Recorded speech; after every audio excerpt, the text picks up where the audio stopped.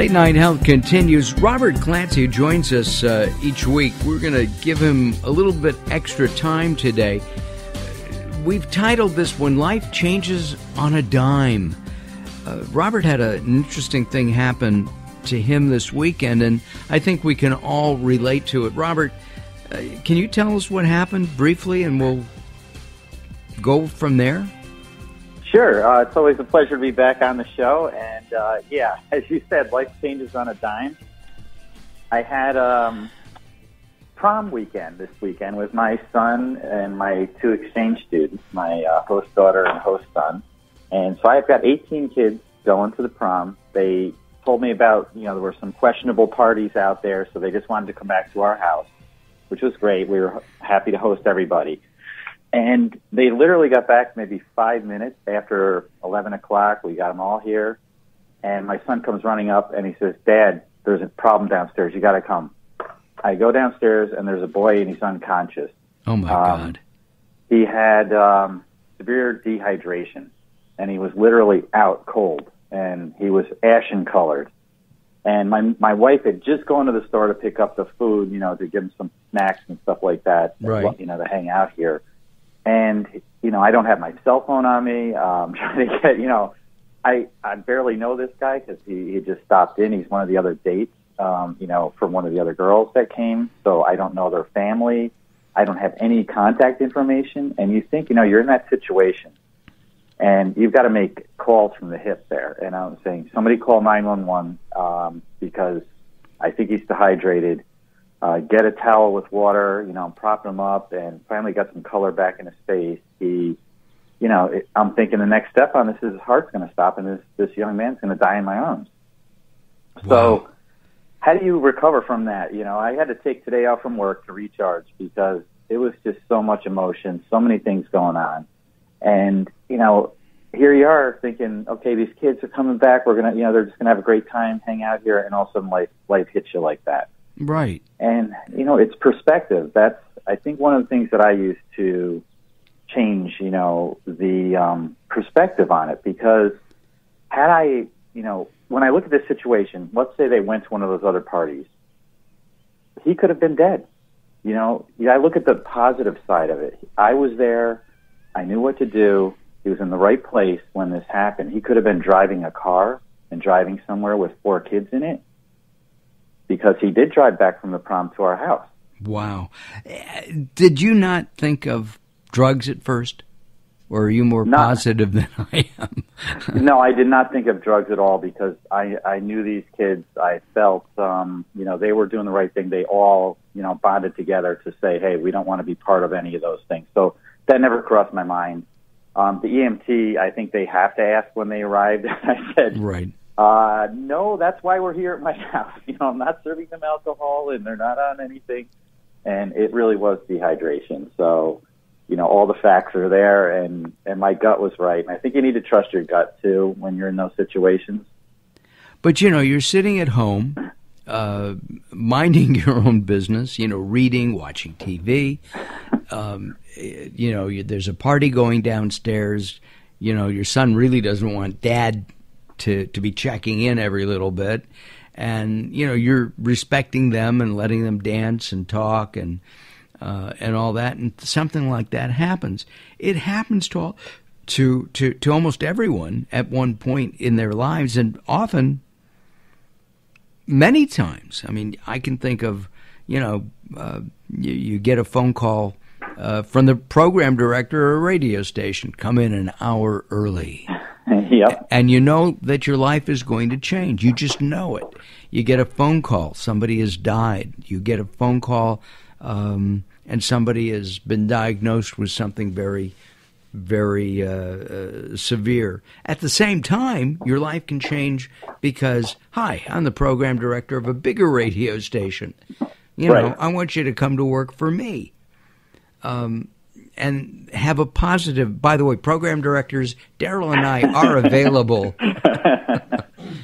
But those kinds of events just happen, don't they? Yeah, and I have a good quote for that. If you've had one of those weeks where your world is turned upside down, just realize the sun rises on both sides of the earth. You just need to turn it around, look at it a different way, because you hang in there, and no pun intended by having it upside down, you're hanging, but you've got to just roll with it, because that's life and how you deal with it. And yeah, you can be emotionally on zero. You're going to have to take a day to recharge.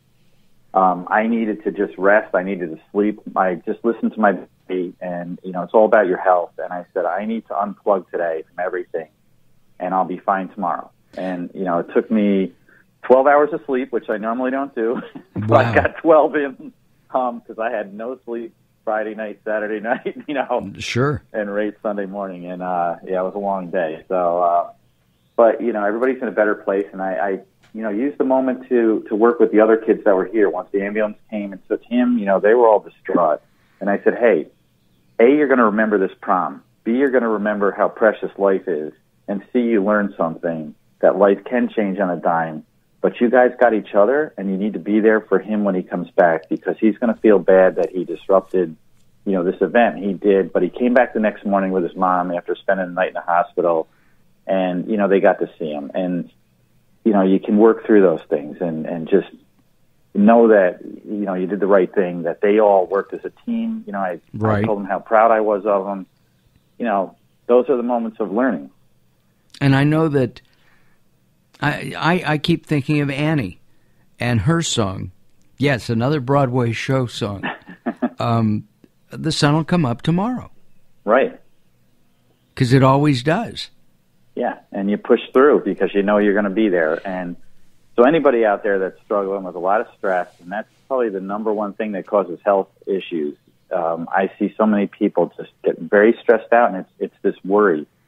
And write things down that are stressors for you. Once you see them, they might not be as bad as you thought, and you can generally transition through that. And I find that that's a great way to visualize what's there and then address them and prioritize them. And at the same time, be grateful for what you have, the health Absolutely. you have, Yeah. the family you have, Right. the job you have. The job you Absolutely. want. The job you want. Our guest is Robert Clancy. When life changes on a dime. You know what, Robert? That's a title of a book. It is. But we'll do it together. Yeah. All right, good. Listen, how do you push through, though? I mean, you've got,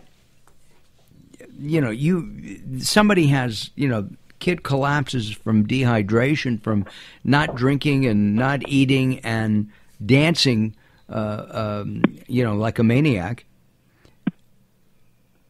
And Yeah. right, and then you get a call that a friend of yours is very sick. You get a call that your mom has a problem. One of your kids needs you to help him on a last minute report that he forgot. I mean, all this stuff all at once.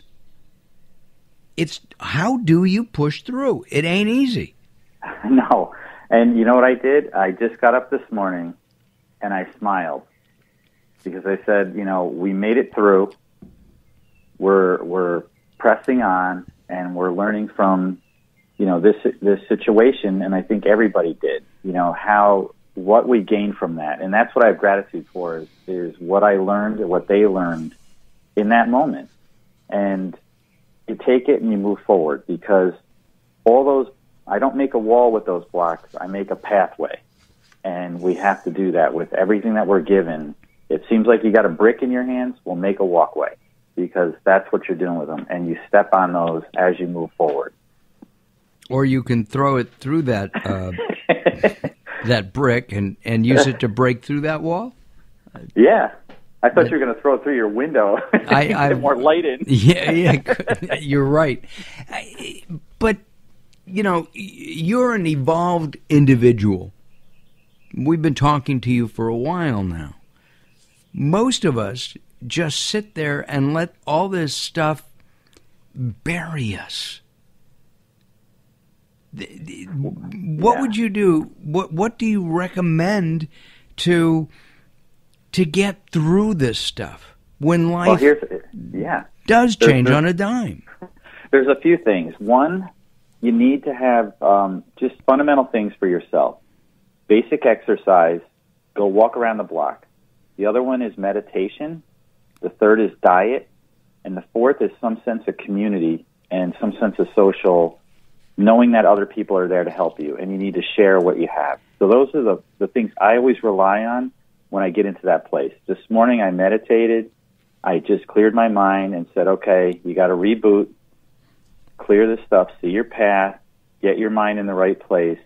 You got to change the chemicals in your mind through that smile, through thinking positive things, through gratitude, and then work on your diet. And I ate pretty decent today. I didn't eat junk food and all that stuff, and you've got to just get yourself back physically, mentally in that place. So those are at least some good tips that I think could help anyone in that situation. And improving your health improves your mental health, and your mental health is everything. Absolutely. And what you just said was also interesting to me, and that is sharing with the community.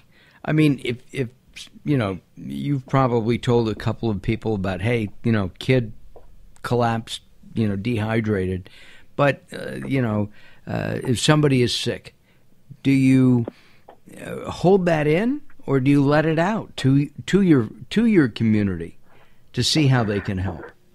Yeah, and your community starts with just your circle of friends to larger groups. And my mom always taught me, when you have something good inside, that something good happens to you, hold it in for a while before you share it, because you'll just enjoy it much longer. But when you have something bad, share it with everyone, because a little piece of it will go away with them. Oh, I like that. When our daughter was born, the nurse said, go home, spend an hour by yourself, and then call everybody. And be a dad for an hour by yourself. And, of course, my in-laws walked in at that point, so I couldn't I had to immediately share, which was fine. But I can understand sharing the bad news. But doesn't that tilt the way people think about you? No, I think you can frame it in a way that you're not dumping on them, and then they feel bad. I'm not looking to be a poor me person. You don't want to say I'm devastatingly broke, or I'm desperate. You don't want to come off like that. Right. You want to say, hey, I'm having some difficulty, and I need some help in this direction, and how can I get from here to here? And people will start connecting to other people. People inherently want to help. So if you frame it that way, that you'll always get that help. Gotcha. Well, our guest is Robert Clancy, and we've been talking about When Life Changes on a Dime. I really think that's a title of a book, Robert. I really do. We'll talk. We're going to take a few minutes out. When we come back, Robert's regular piece will be here. We're going to do that right now, and we're going to be talking about the power of a smile. And I've got some thoughts on that as well. I'm Mark Alyn, and this is Late Night Health, along with the insane Daryl Wayne. We invite you to join us at latenighthealth.com. Robert's up there. He has his own page, and all of his interviews and comments and thoughts are always shared on latenighthealth.com. Don't go away. More coming up. The show continues in a moment.